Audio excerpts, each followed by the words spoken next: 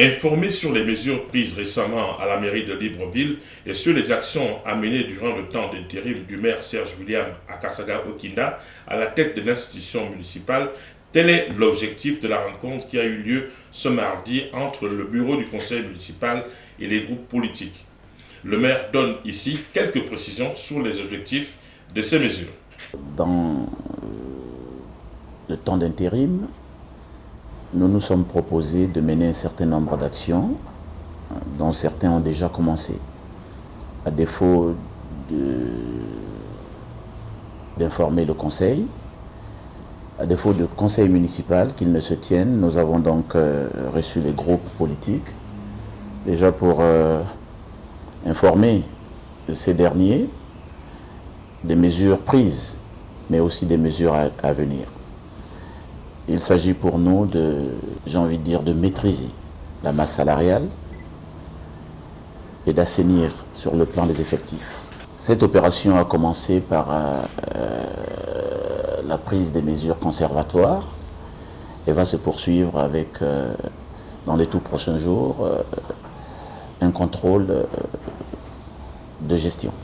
Il fallait, dans ce sens-là, informer tout de même les présidents des groupes politiques qui constituent donc le conseil municipal, puisque nous n'avons pas eu le temps de tenir le conseil, et tenir informé les conseillers, le conseil étant l'organe délibérant. C'est dans ce sens-là que nous avons tenu à les rencontrer aujourd'hui. Quant à la question de la maîtrise de la masse salariale, M. Serge William Akasaga Okinda nous édifie sur la démarche adoptée. Au niveau de la mairie de Libreville, nous avons des collaborateurs qui font carrière. Il y a deux sortes d'employés ici. Il y a des agents municipaux, des fonctionnaires locaux, et nous avons en même temps des politiques que nous sommes, qui venons avec nos cabinets. Au niveau de l'emploi des agents locaux, il y a une véritable carrière et tout le monde n'a pas la possibilité d'être proche d'un maire, d'un vice-président ou d'un secrétaire général. Ils ont donc leur carrière. Et cette opération consiste donc à sauver la carrière des agents locaux en essayant de maîtriser la masse salariale qui est excessive. Alors nous avons commencé par le plus facile, c'est-à-dire la suspension provisoire des émoluments des membres des cabinets politiques. Et nous allons continuer cette opération en essayant par un recensement, en essayant de voir est-ce que les procédures au niveau des recrutements ont été respectées, un certain nombre de choses. Est-ce qu'il n'y a pas de doublons au niveau de l'administration locale, des gens qui travaillent et ici et ailleurs? Est-ce qu'il ne faut pas que les gens partent maintenant en retraite pour libérer un certain nombre de places et ne pas continuer à cotiser? C'est un ensemble de problèmes que nous sommes en train d'essayer de voir. Et nous ne pouvons pas le faire sans informer les présidents des conseils politiques.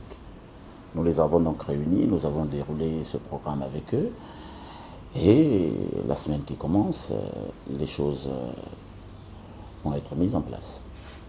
Les interrogations sur la succession du maire étant au centre des débats, Raymond Placide Ndourmoyo, porte-parole des présidents des groupes politiques du Conseil, donne les raisons pour lesquelles ce sujet n'a pas été abordé.